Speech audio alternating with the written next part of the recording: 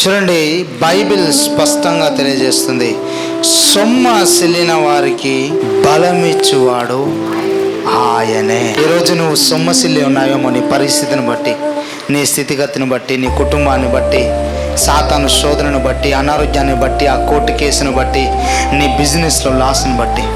కానీ దేవుడు ఈరోజు నీకు బలముని ఇవ్వబోతున్నాడు. ఆ బలముతో నువ్వు అత్యధికంగా ముందుకు వెళ్ళబోతున్నావు.